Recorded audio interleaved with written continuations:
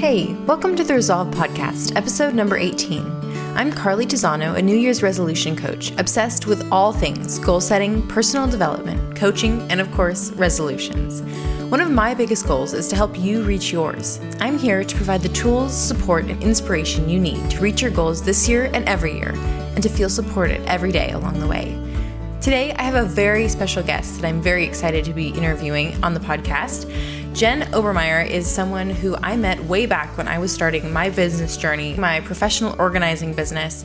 She had a course that as soon as I came across it, I knew that's going to have all the tools that I need to start and launch and grow my business. And sure enough, it did. And along the way, I've had the opportunity to work with Jen, to be interviewed on her podcast, to get to know her. And she has so much great advice and insight for anyone who's considering starting a business, whether online or off. There are so many great tools and tips here that she's going to share. So Jen Obermeier is the founder of Pro Organizer Studio, a business and design resource for professional organizers. Her mission is to broaden the horizons of savvy businesswomen in the home organizing industry by instilling confidence and inspiring authenticity. To learn more, you can check out proorganizerstudio.com and check out hundreds of hours of free content on her top-rated podcast. She has so much insight and information that she has put out there for free. Whether you want to start a home organizing business or something completely different, I think you're going to be completely inspired by Jen's story, by all that she's been able to accomplish, and by all the amazing things she is doing in the world. So without further ado, I hope you enjoy this interview with Jen just as much as I do. Jen, thanks so much for coming on the podcast today. Carly, thank you so much for having me. So let's just start out. Have you share a little bit about your journey and everything that led you to where you are today? Okay. I'll try to make the long story short. I come from a very entrepreneurial family. My dad has always worked for himself and he's still doing that, going strong in his 70s. And so I always had a thing about wanting to have the freedom and flexibility that I saw him have while I was growing up. So that seed got planted in me probably since before I can remember. So fast forward into after college, I early on went into a business venture with my ex-husband.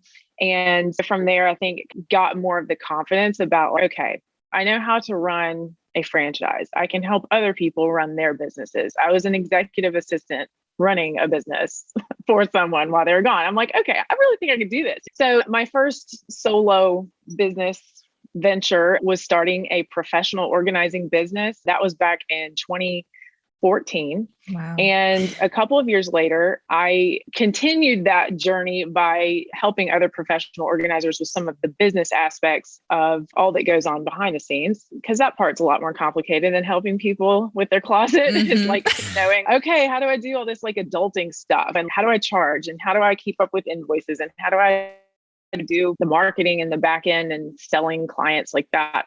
That part is really scary and overwhelming for a lot of people. So what started as just almost like a side project, which was, if this just helps one person, then it'll feel great, which it did. It became a new full-time business venture. So that website and platform is called Pro Organizer Studio.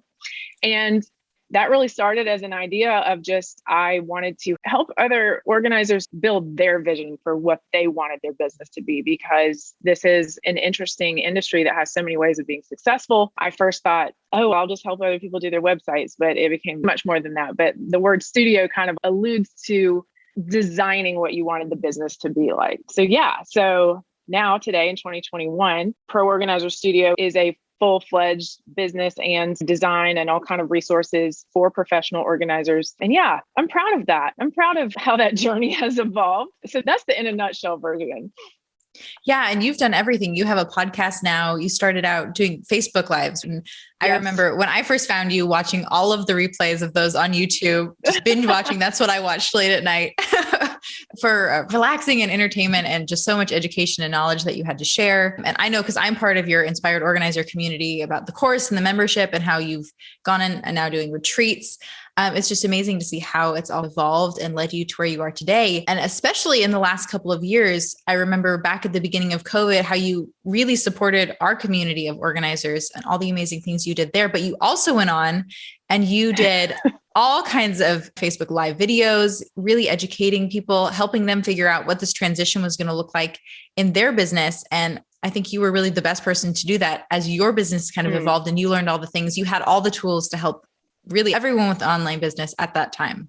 Oh my gosh, Carly, it's an honor that you are a part of that audience. And it's an honor that, it definitely felt like a whirlwind to me, but the fact that it was helpful, like I said, even when I was sharing about online business tips and not just for professional organizers, but for anybody who at the beginning of COVID needed to figure out like, how do I start putting content online? That was a goal, but now it's a necessity. I had that same mindset of, okay, I'm going to jump on Facebook Live, which is what I do best. And if this just helps one person, it will be worth it. And if they share it with somebody else, great. Yeah. So that certainly was one way that I felt like I could be helpful at a time that was very uncertain. So I appreciate you watching those too. You definitely were helpful to me. And I know just hundreds of other people.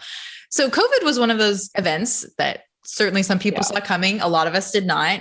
And it was the perfect transition point for a lot of people to either move a business that they had online or maybe take an idea that they'd had wiggling in the back of their mind and turn it into an online business. People weren't really opening in-person businesses at the beginning of COVID. How do people know that is the right next step when we don't have a COVID experience? How do they know when it's time to make that transition to something online or to start that online thing that they really think they might want to? Yeah, I can definitely answer from my point of view. When I had the idea for creating Pro Organizer Studio, which was a fully online business, it was a little bit back before it was cool. I don't know if it's still cool. It might not still be cool now, but yeah, it was definitely a huge upsurge of interest in it when everybody was working from home anyway. But rewind back to 2014, 2015, I was the person who was like, okay, this is not going to work. Like I want to be able to work from anywhere. I want to be able to travel and not have somebody tell me how many vacation days I can take per year. I do think that the whole image of like somebody literally working on a laptop at the beach, like on the beach, is a little bit too glamorized, but I love the concept of, yeah, like I can be on vacation and I can take calls or I can work on people's websites or whatever it was I was thinking at that time. I just thought this has to be a way that would give me some more flexibility so that I could do all the things that I wanted to do. So if you're hearing that desire in you, it probably sounds a lot like, I don't want to be stuck to a certain place. I want to be able to work with clients that are not only solely in my location. Like maybe you live in a smaller city and this town just isn't big enough for you. That is what it feels like to have that realization that you can have a business that is completely online and that you can have friends and clients and colleagues all over the world. So if someone does fall into that camp, they are really resonating with what you're saying, where do they start? What are the first steps? Here's the thing. Anyone who's thinking of starting an online business has surely been an audience or a client of someone who already has some type of online business, whether you have a favorite home decor blogger or you follow like a certain coach on Instagram, like you have seen other people doing it. So if you have seen other people doing it, then you have some examples probably of the types of things that really resonate with you. And the thing that I think is really important and helps the whole process be less overwhelming is that you don't have to figure out like, all right, what do I know or have that 100,000 followers are going to be interested in? No, don't even start there. Start with if you were in your own shoes, just like even a couple of years ago or 10 years ago, it doesn't matter. Who is the type of person that you would have liked to come across online? What is the online course that you wish you would have had? And then look around and say, okay, is someone else already doing something similar? Because that's a good thing. That shows that there is a market for it, but also not to be immediately intimidated by the fact that there might be a lot of other people out there who have a similar idea or product, but they may have a completely different personality, a completely different journey. They look completely different. People really resonate with a lot of different things. So I think you really have to figure out like how your own story is going to impact people who were just like you a few years ago before you made whatever transformation. It doesn't even have to be like something life-changing, like you lost 100 pounds. It can be something as simple as I learned how to set a better habit in this one area. And I've been so consistent with it now for so many years that now I can see what a huge impact those small daily changes have made. And anything that you know for sure that when you were out there looking, or you were looking for a blog about X, Y, and Z, and you just never could find it, like you could never find exactly the right kind of person or that it can resonate. Now you get the opportunity to be that person. So I think that's the place to start, is to ask yourself, who would I have needed a few years ago, and how can I be that or create that community now? That's so many great intentional mindset shifts. Certainly one that I know a lot of people come up against is when they see someone else doing something they want to do, throwing up their hands and saying, oh, the market's saturated. Someone else is already doing that. I can't do it. And then the other one is, especially if you get into the blogs and the people who market to help you start an online business and they sell you the courses and the programs, you'll come up with a lot of people telling you to create your business plan and to come up with your 10-year plan. And what you're saying about really not needing to do that, if anything, looking to your past, looking to what you already know and starting there. I think that's we certainly know that stuff. So it's a much more secure place to start from. 100%. And I think if you really want to, I would say this is a little bit of a hack, if you will, is if you can figure out something that you believe is important to you about why you have been able to be successful in this particular area. And maybe that thing that you believe is like slightly controversial, or it's different than what everybody else is saying. And you're like, I know that I'm not the only one thinking it, but I'm willing to be the one person that says it. You will find your people real fast, because everybody will say, when they start hearing your content, whether that's audio, video, your blogs that you write, whatever, they're going to be like, oh, she gets it. This is my girl. And that was the interesting experience that I had, that I didn't really know. I didn't know that it was a hack. I just honestly was like, you know what? This is what I have experienced as my truth in my business, and no one else is talking about this. And so that's why I felt like, again, going back to what I said, I was like, if this just helps one person, great. If everybody else hates me, not a big deal. They don't know me right now anyway. So it did help propel or get the momentum going forward, and got me enough positive feedback about like, thank you so much for saying this, or you really cleared up something that had been confusing for me for a long time. Like those types of feedback, once you get that, and once you find those people and they're like, talk more about this, or now I have this question, they're going to feed you those content ideas automatically. So you're not just sitting there, okay, going, what do I say next? What do I write next? What do I do next? It's going to be a conversation. And so even though when you're thinking about starting an online business, if you're in that stage of you haven't even quite gotten there yet, what am I going to talk about? What am I going to ultimately sell? How am I going to help people? How am I going to transition my business online when nobody knows me? Like I've already been doing something in person and nobody knows me online. The thing is that you're not going to be alone or talking to yourself for very long before there will be people who talk back to you. Like it's going to start to feel conversational and like a community faster than you expect. Yeah, that's something that I actually really loved, going back to watch your old videos on YouTube. I don't even know that they're up anymore, but since you were doing live videos, as time went on and the video series progressed and you talked about your own experiences and a lot of things that you did unique and different from everyone else in the professional organizing industry, and you started to create these connections and relationships with people who at the time were just a little name in your chat box that you began to converse with. And some of those people still now in your community. And oh yeah, they're my real, all my real friends came from those chat boxes. Yeah. And most of them I have never met, never had any personal connection with, but I can still see their name in our community and say, oh yeah, I remember 10 years ago almost when you were chatting with Jen about XYZ thing. And it's so much fun to see that. Thank you. Yeah, no, I do keep those old videos. The old videos are up. I transitioned after, again, like I said, online business wasn't cool at that time. Facebook Live was very new. And I did discover that I had a talent for talking at length that I had no idea I had before. So it was like, okay, I had found my medium. But what really helped was launching a podcast, helped be able to plan content, to have guests. So we weren't dealing with like technical glitches by trying to have interviews on Facebook Live. It was challenging at the time. And so moving over to the podcast, now we publish podcast audio, like on your regular podcasting platforms, but also bring that in on the YouTube channel so people can listen where they're used to already subscribing to you. So yeah, and maybe that's a question that you want to ask next about finding a medium that does work for you in order to start that conversation with people and start building those relationships. Yeah, I love that. Let's talk about that.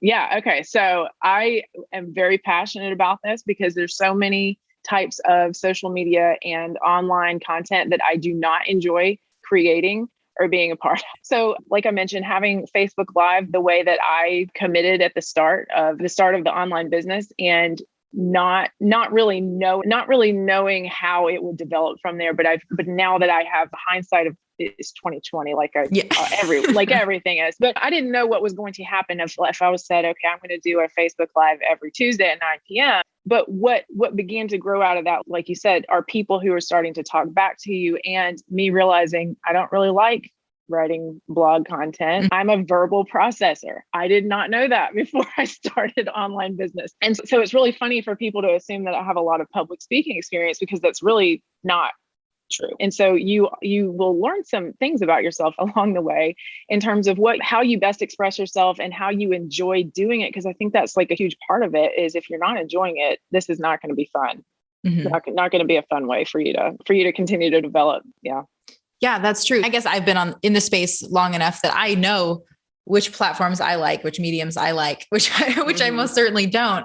So is the best way for people to pull on what they already know about themselves and then guess and start there, or just to try everything? What would you suggest? Oh, that's a great question. I wouldn't say you have to try everything. I certainly tried a few different things, and podcasting again has become something that at that time wasn't as big of a thing, or at least I wasn't listening to very many podcasts. So I didn't have a lot of awareness about it. And I think it's important.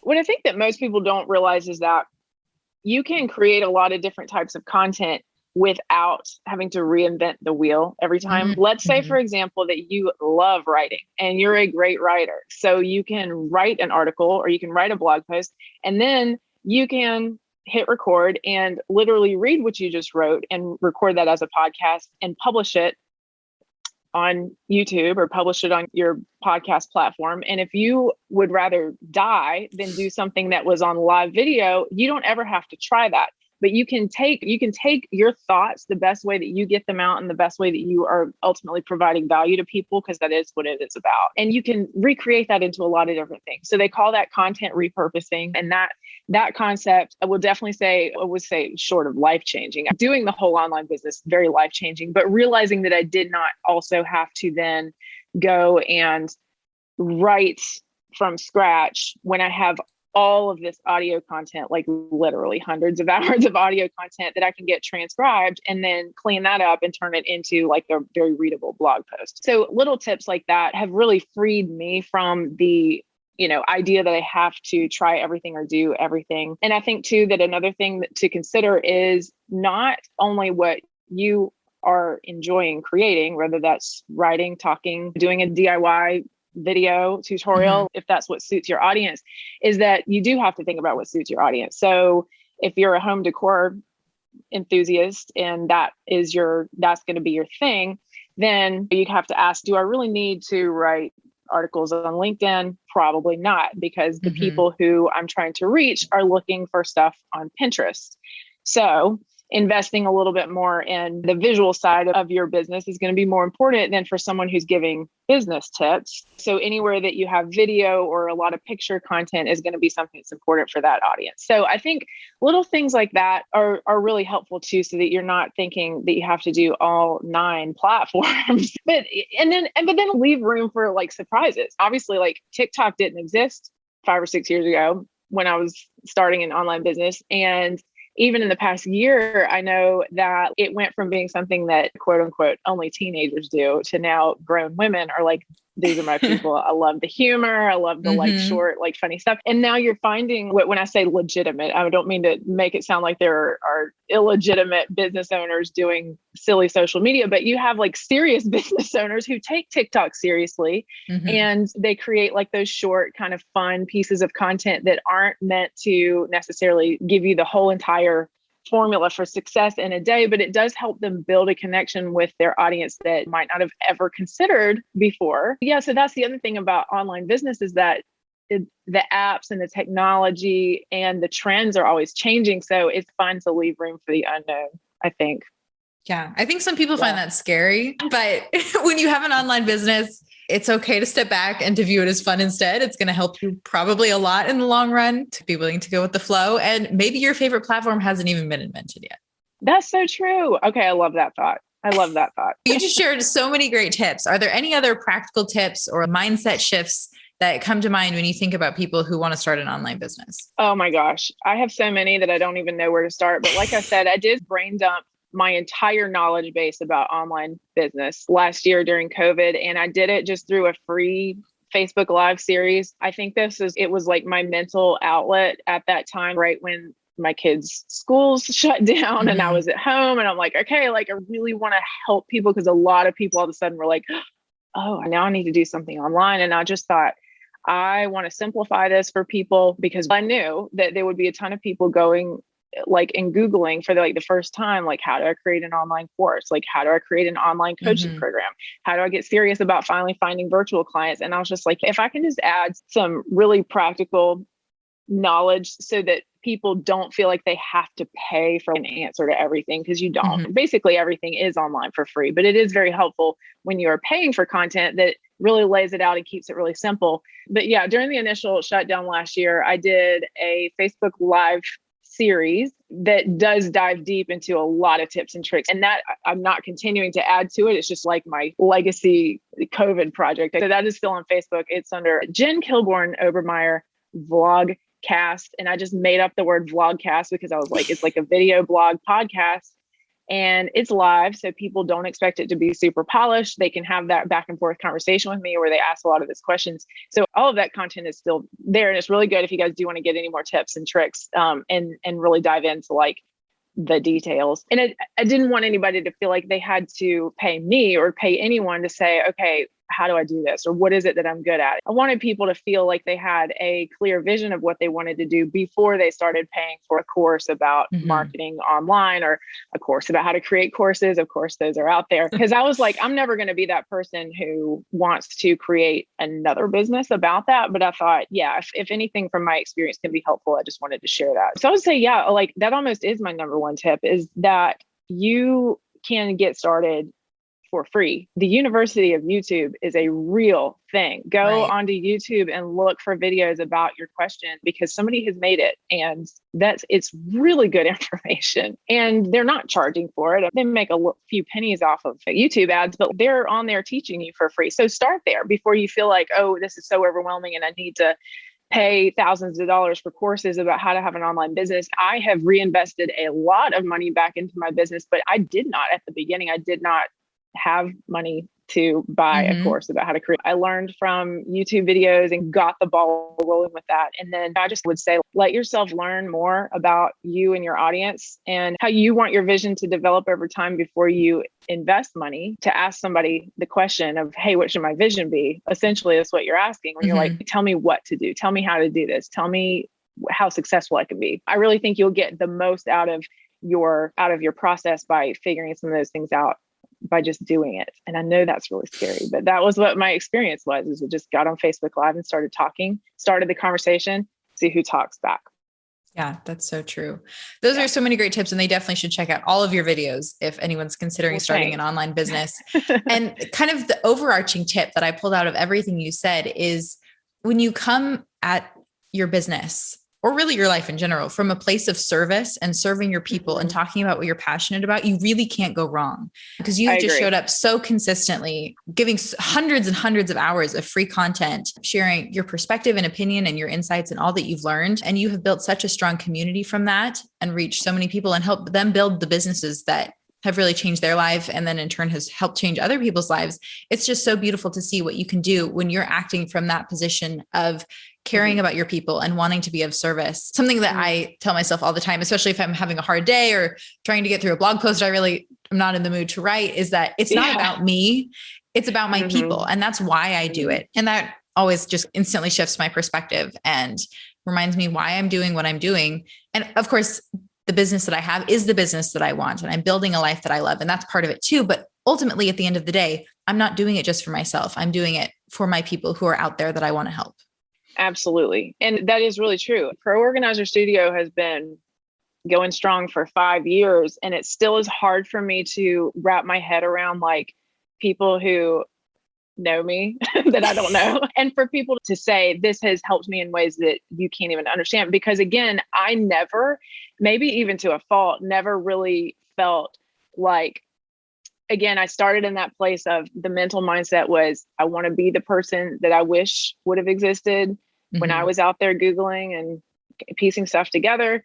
But I also had that mindset of if this only helps one person, that'll be amazing. So the fact that it has helped more than one person is just like, what? It still is. I didn't go into it thinking that this would be my full-time job or that it would even really make money. I just thought it'll be what it is and we'll just see how it goes. I think I've stayed focused on, like you said, like staying focused on what I can do to get better or improving what I offer or improving or learning the technical skills that I needed in order to do all this technical stuff, which I know is intimidating enough for a lot of people. So that for a while may be your journey, which is I'm consistently able to log onto the websites and do what I need to do in order to share the content and in order to have a professional presence online. I certainly had some of those coming into it, but that has also been a major confidence booster that, again, it gives you that momentum to just keep going. And like you said, on those days when it's hard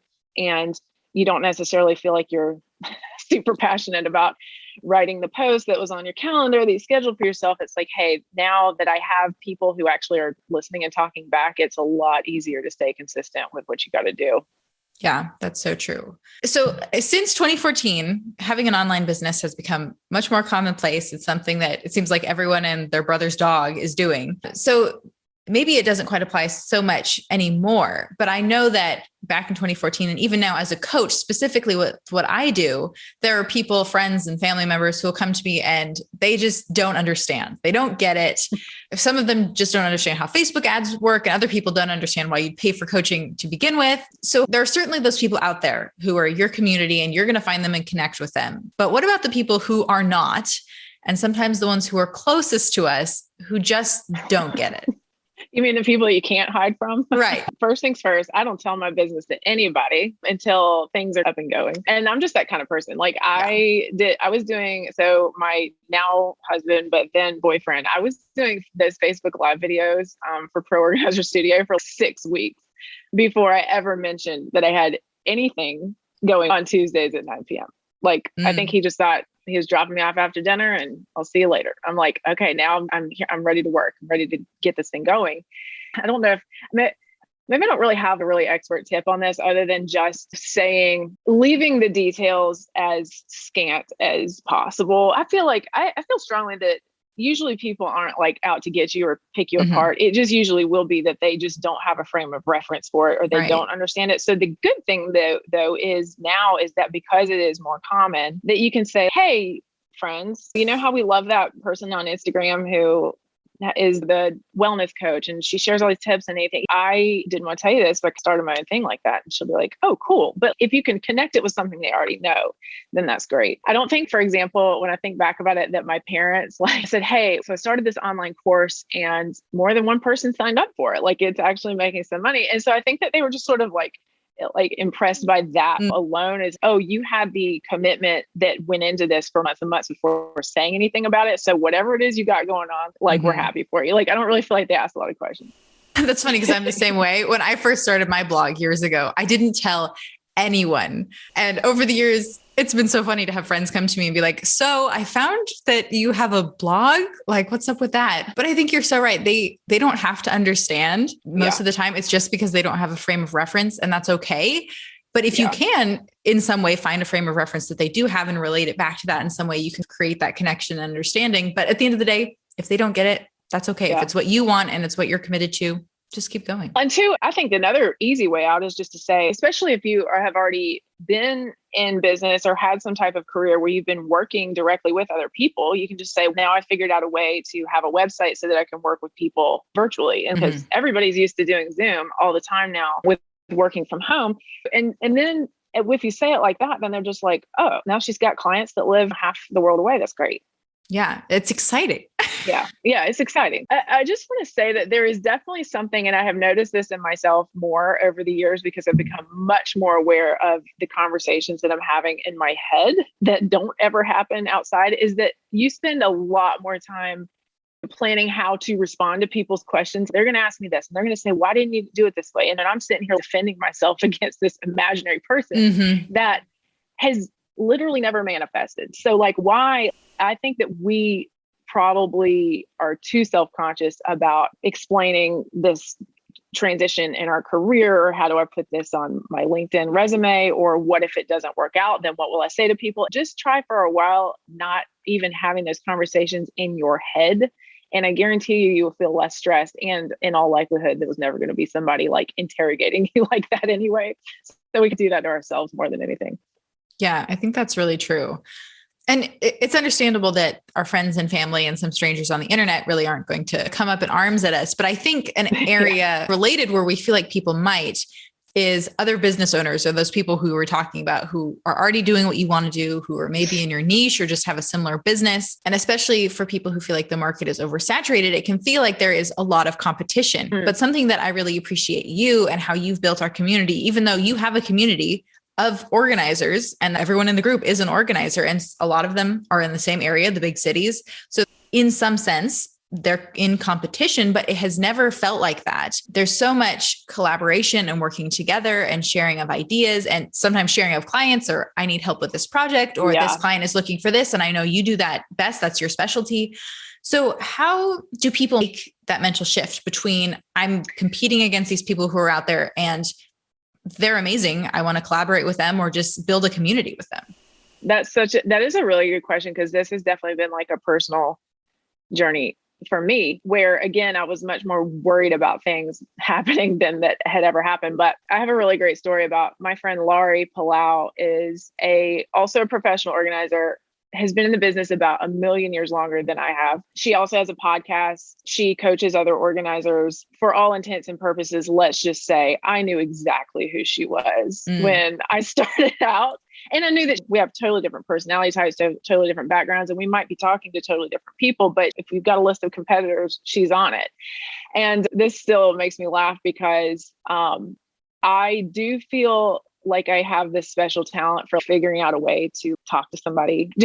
I will come up with a reason to approach somebody or talk to them. But she at one point had written back to an email that I sent out to my list. And she said, "Can you please remove me from your marketing stuff? I just want to stay up to date with whatever you're doing." And I was like, instead of being offended by that, because again, I see the name and I'm like, oh my gosh, I write her back and just start a conversation. And I can't even remember what I said now, but we like got on the phone, and now she is like not only one of my best business friends, but I consider her a true inner circle friend in my life. And even though we work with the same audience of people, we approach things so differently. And even like the way that our programs are structured are so different. And things that I do, she would never want to do. Things that she does, I would never want to do. So like we have enough of a different perspective on it that it doesn't feel like we're competitors. And so I think that, and I could probably fill a whole podcast episode on this topic, I think that starting to realize that competitors are actually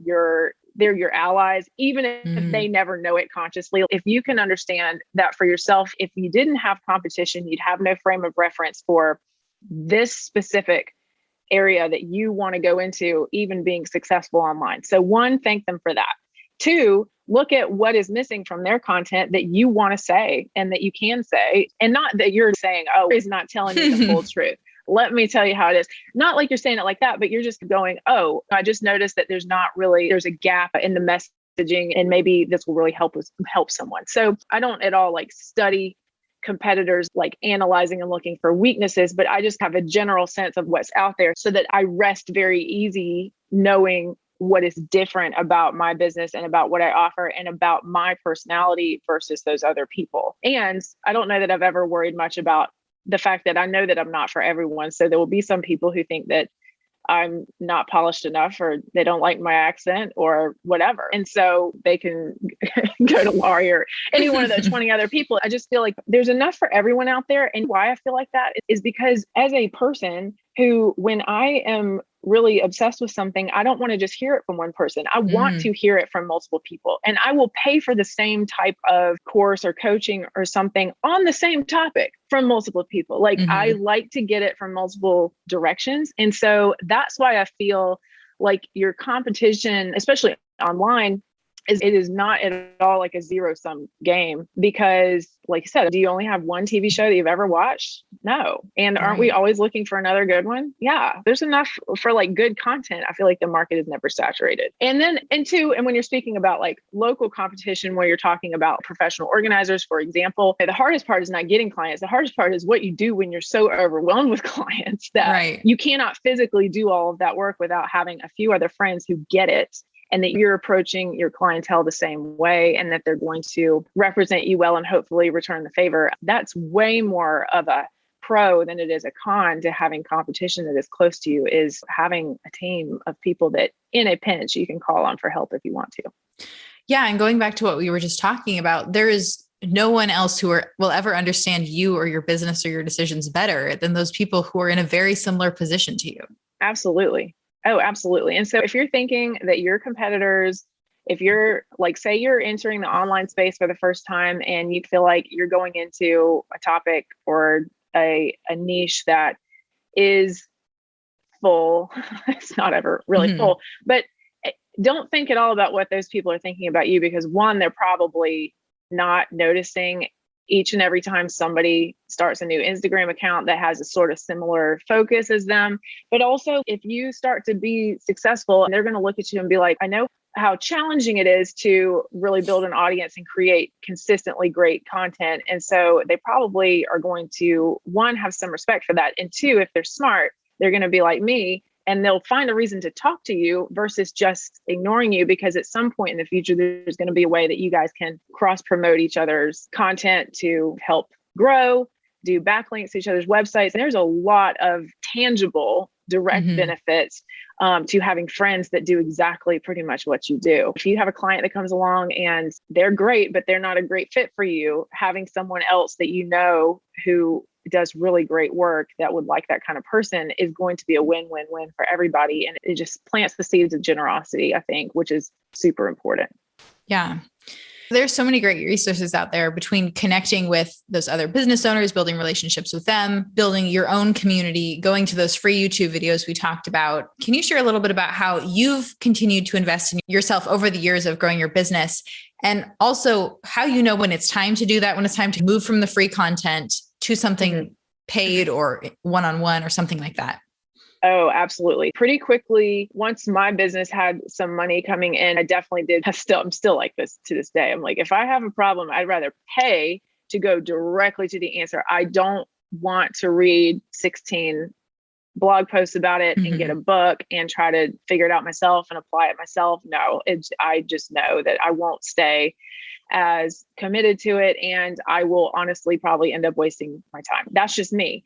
And so I have invested in lots of courses over the course of my online business journey. And those have been about, all kinds of topics. Some of it is, okay, here's how you do Pinterest marketing. So some of it's very practical types of things. And then other ones are, oh my gosh, I have a long list. Facebook ads, that kind of thing. There's a lot of free content out there that is overwhelming, but I'd rather pay for someone to tell me the order of the steps to go. And so that I'm not trying to and I'm a fast reader, but I can't still totally take it all in and then know an order of a plan without, I'm just like, I want you to tell me. So I pay for it. I want people to pay me to tell them here's the fastest route. And so I do that frequently as well. So I do consider that a major investment into the business, and has allowed me to help so many other people, because I really feel like I know what I'm talking about when I didn't learn it from a free blog post either. And then I would say the biggest investment that I made back into myself and the business in 2019, I was in a year-long graduate level program for executive coaching, which is the fanciest way of getting a business coaching official certification. So I felt like it's because of the coaching industry, there's not a lot of regulation, or if at all, as far as anybody can be a coach. If you've done it, you can coach. If you haven't done it, you can coach. You can hang your shingle out. And so it's easy to break into. It's easy to just fall right back out of it because you're not super committed. When I started Pro Organizer Studio, again, I didn't really think of myself as a coach because I don't know, I guess I had envisioned more about just helping people with branding and marketing. And so I didn't think of that as necessarily a coaching realm, but I was the one who was uneducated about what coaching really was. So even after I had been doing it for a few years and people pay me to talk and have conversations, I felt like it was time for, I felt like getting that level and doing that degree of commitment of a program is through the University of Texas. It would really raise up the professionalism of Pro Organizer Studio and what I was doing, so that it wasn't just, hey, it's this girl who does Facebook Lives, like that it was like something much deeper, and that I received a profound benefit from going through that program and from getting certified. And it wasn't even because like I wanted to necessarily start booking out every day, all day with coaching calls. It was just, I wanted to be able to say, here's the person who founded and has led this platform, and this is how serious I take my job. So yes, I would say when you have it feels good to make money in your business, whether you're at the beginning or middle or no matter where you are. But when you do have like, I feel there's no hard and fast rule for this. In fact, my podcast co-host and I, Melissa and I did a whole podcast episode about the ways in which we differ in terms of how we view investing into our businesses. And we made it very clear. I will spend money and reinvest back into the business all day long.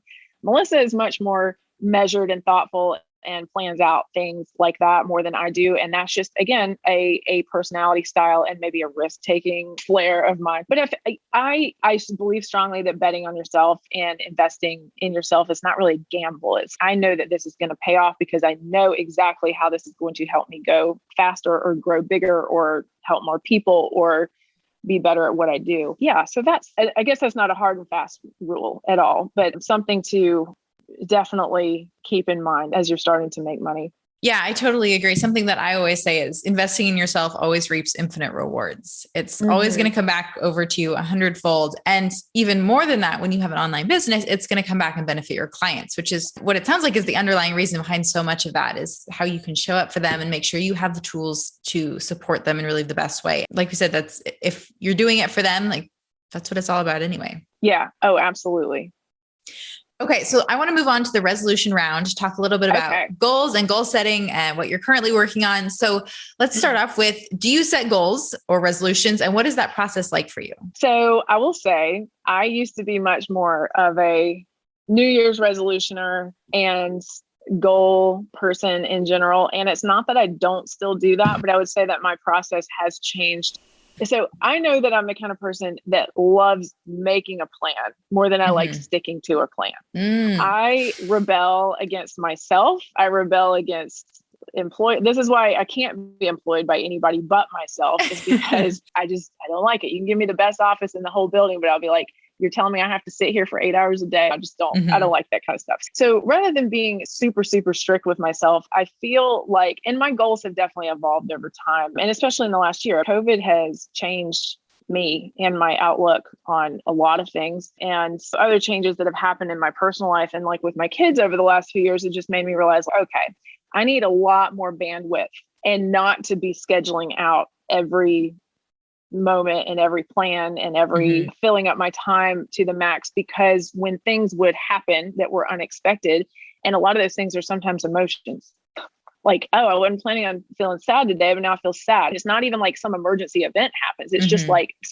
life just has its own ideas. And so I try to leave myself a lot more room for needing to be there for someone, be a friend or family, and not saying, I'm sorry, but I made this plan back on January 1st and now it's March and I simply cannot rearrange my schedule to suit that. Like, that's just never been me. And that's why going super stringent about goals is not really my thing. But I will say that I am much more cognizant now of just forming habits. And if I know that I'm essentially working the process that's going to lead to my goal happening, then I'm not as worried about, okay, an end date of when I want that goal to essentially be done. I would say anything about health is an easy metaphor. So if I just know that I'm on the list of foods that makes me feel good and I'm doing the things that are generally contributing to my health that are important to me and reminding myself how good it feels after I get done working out, then I'm not sitting there going, okay, not worried about like the actual number on a scale or whatever. That's, while some things do definitely have deadlines, I just feel like in general, I've become much more of a habit focused person than a goal. So I guess it's more of like a resolution focus, but like all the time.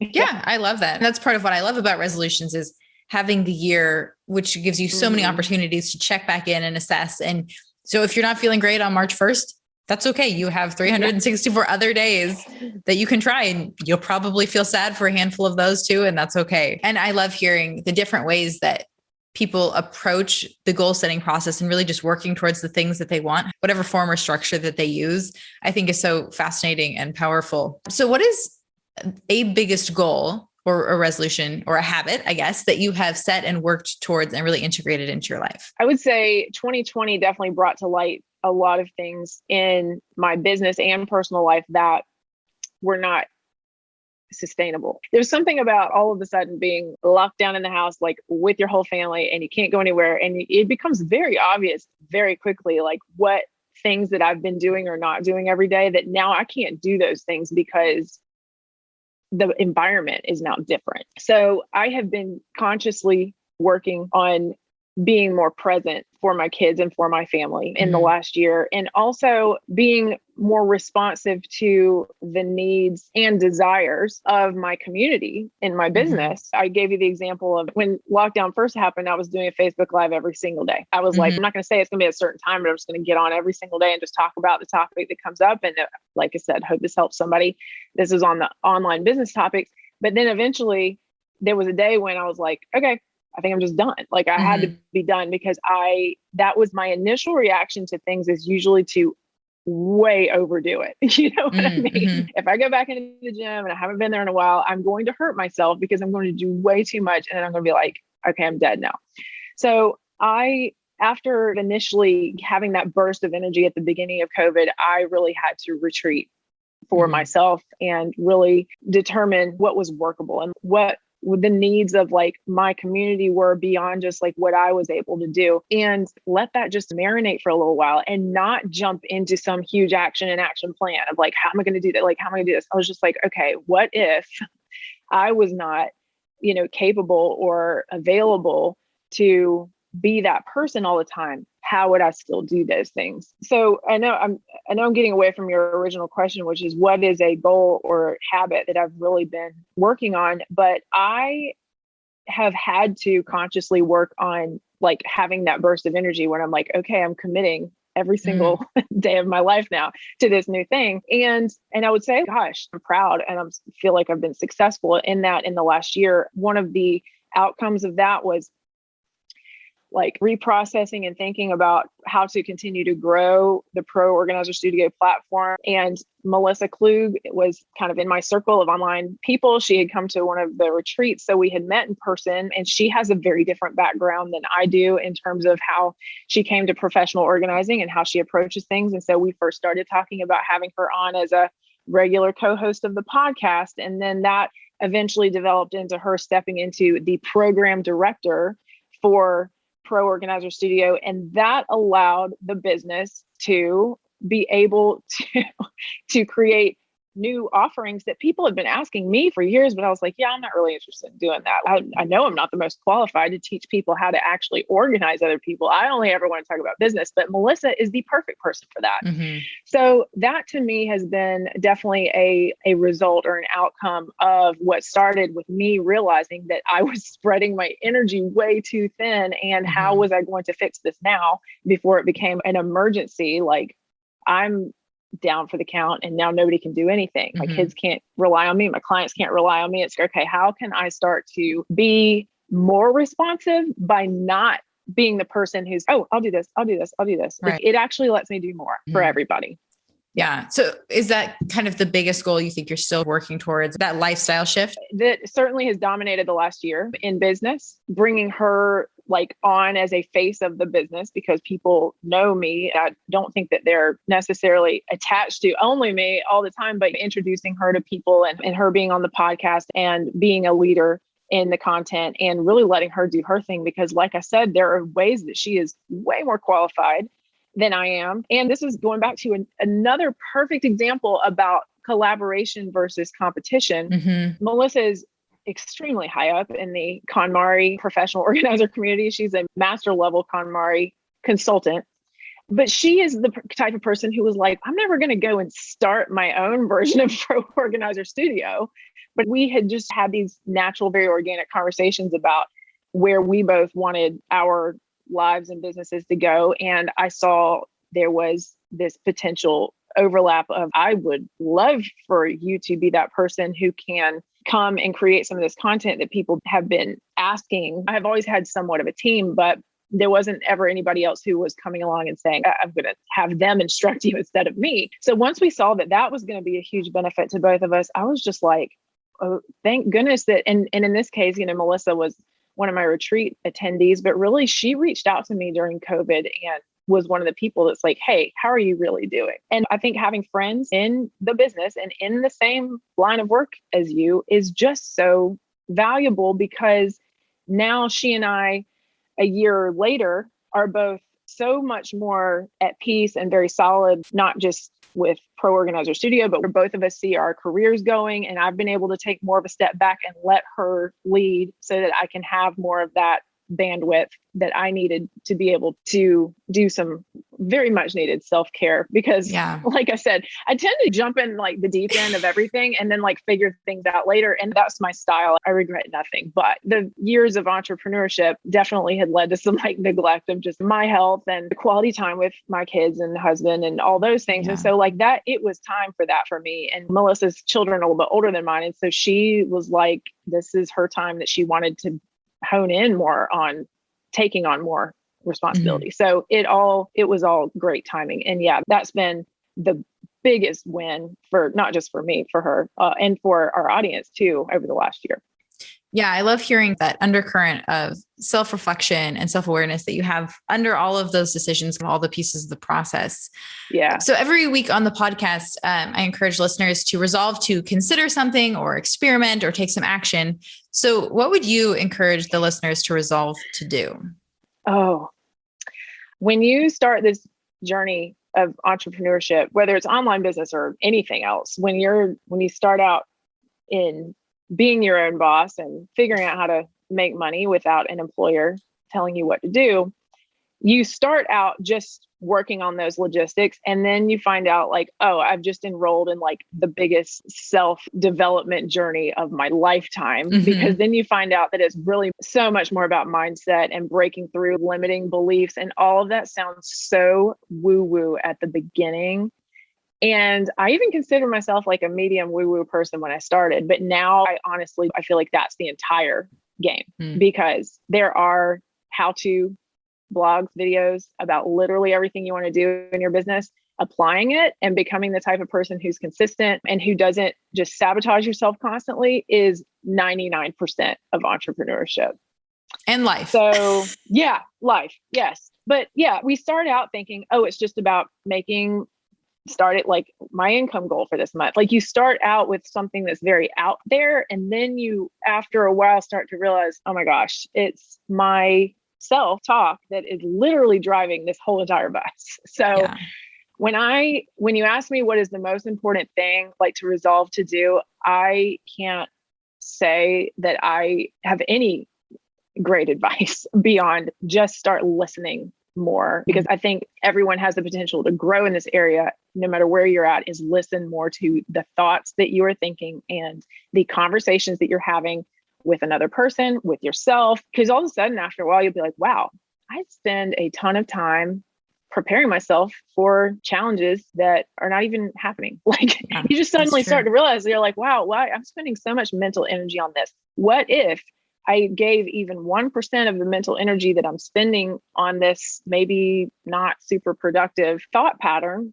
and just gave that energy to something that I know that I do really well? I feel like just hearing yourself and realizing that you can listen without engaging back. And now I know I'm starting to sound like a real crazy person, but you feel finally you've got to know when they say know yourself, you're like, you actually literally have to listen to the person who's in your head talking.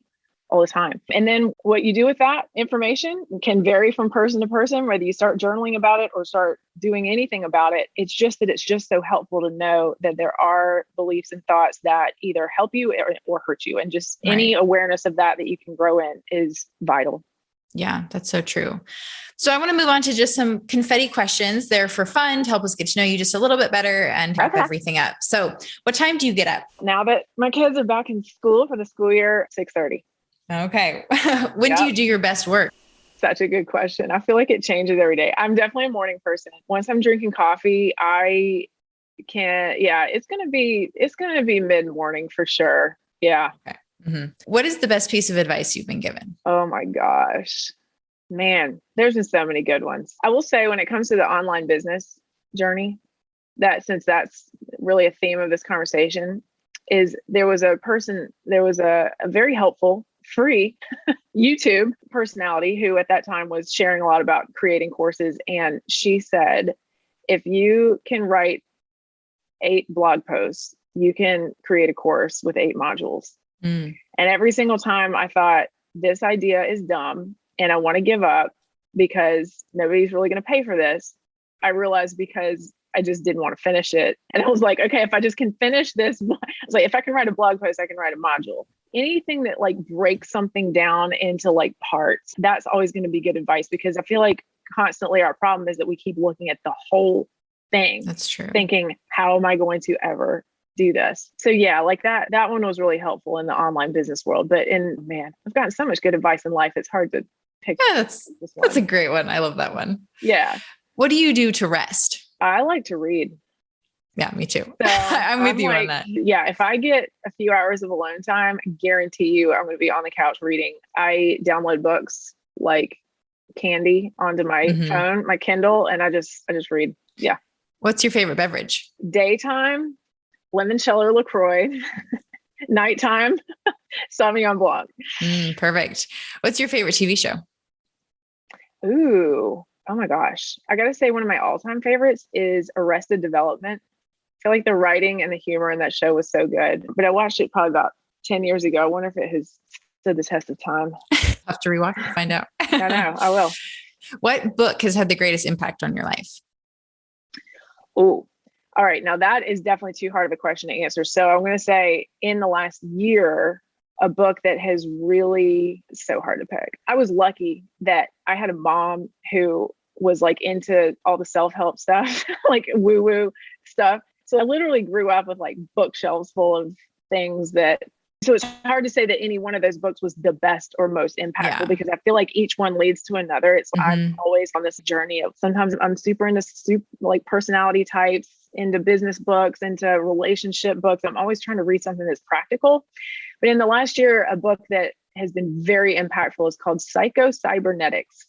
And it sounds very weirdo, but it is about mindset and it's about beliefs, but it's more importantly, it's about identity. And I think one of the most important things, and this ties back whether we're talking about business or anything else, is that the concept that the identity that you take on really does so much of the heavy lifting of like habits and behaviors and being consistent with things. Sometimes we spend so much time like willpowering ourselves like over here. Whereas if you were taking on the identity of like, I'm a successful online business owner, and really internalizing that, then you just sort of show up to everything differently, and you stop overanalyzing things, and you stop beating yourself up about not knowing better. It's just, no, like I'm on a journey and I'm always improving. They're just those little things, like really, I feel like it's the simplest way to cut through. Not to say it's easy to do, but that book is very fascinating. It's written by a guy who's a plastic surgeon, and he noticed about how the outer environment affects how you perceive yourself, and then vice versa. And I just found it completely fascinating. And it made me really want to dig deeper and peel back the onions in my brain and find out what's going on in there. I'll have to read it. What book are you currently reading? Oh, good question. So I usually have 4 or 5 things open on Kindle. I am currently reading a book called The Physics of Miracles. And it is so good. It is so good. Again, it sounds fascinating. I like stuff that it hits that angle of woo-woo, but it like brings in science. And I just think anything like that is fascinating. That sounds super interesting too. What is a win that you're currently celebrating that we can toast with you? My kids just got back. They spent the summer in Maine with their father and stepmom. They had a great time. And this summer, slightly less stressful than like 2020 when they were up there for the first year. Mm-hmm. And this year I just said, you know what, I'm going to have a mom summer vacation, and I'm going to get really good at not stressing out about things so that when they come home, they'll be like, wow, she's so zen now. And truthfully, like in the last week, I feel like I've still, and it goes back to that identity thing. I still feel like I'm that same person, and then I'm not faking it. I really worked this summer on not being the type A stress about everything person. And I think it's benefiting us because they seem pretty happy, and so far so good. So that again, like I said, anything where I'm doing less rather than overreacting is a huge win for me. Right. So thank you for toasting with me on yes, we toast with you.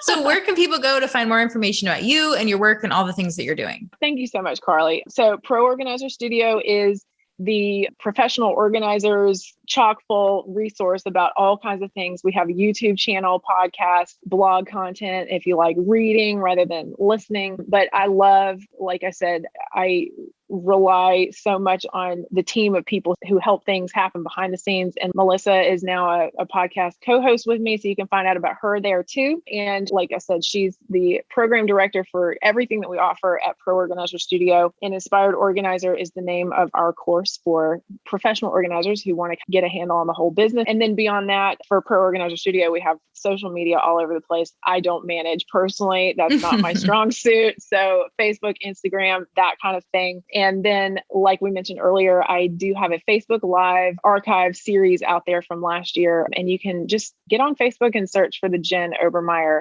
Vlogcast, and that'll come up. And that has just an assortment of everything about online business. So if you treat it like a course, it's like a free course on everything that I know. It'll get you started for sure. If you comment there on that Facebook page, I will personally respond to that one. So if you want to get in touch with me, let's do it that way. Perfect. Thanks so much for coming on the podcast today, Jen. It has been so fun to hear from you and to learn from you. And you just had so much great insight to share. Thanks, Carly. I'm so excited for your new podcast, and I greatly appreciate getting to be one of your first guests. It is such an honor. And there you have it. That's a wrap on my interview with Jen Obermeier. I hope that you were able to find some takeaways from that interview, whether you're going to be starting your own business or not. I have learned so much from Jen over the years, personally, professionally, and I'm so excited that I could bring all of it together in this format for you guys to hear, maybe find out about her for the first time, and definitely check her out. Especially if you're someone who wants to start an online business, be sure to check out all of the resources that Jen shared about in this episode. I am so inspired by Jen. I have been since day one when I found out about her and her program, and I continue to be. I just so appreciate every interaction with her. I'm so grateful for all that I have learned from her over the years, all that I continue to learn, especially if you have entered this new year wanting to start an online business, or really if you want to start an online business at any time. I hope that this interview will be the perfect place for you to start. I truly believe that it is. I believe that you could take all of the information that she shared here, follow it to all of the resources, and really have everything that you need to get started and to grow your business if you have already started one. So I hope that you enjoyed this interview with Jen just as much as I did, that whether you have a business or not, you were able to take away some nuggets for your own life, that you will be able to listen and understand yourself in a new way, and that you'll be able to take these tools and resources and reach your goals, whether they involve starting a business or not. Thanks for tuning into the Resolve podcast. You can follow me on Instagram at Carly Tizano. I would love to connect with you. Don't forget to rate and review. It really helps other people find the show. And subscribe if you haven't already so that you don't miss another great episode next week. For the show notes or additional support in reaching your goals, check out carlytizano.com. Until next time, here's to all that lies ahead.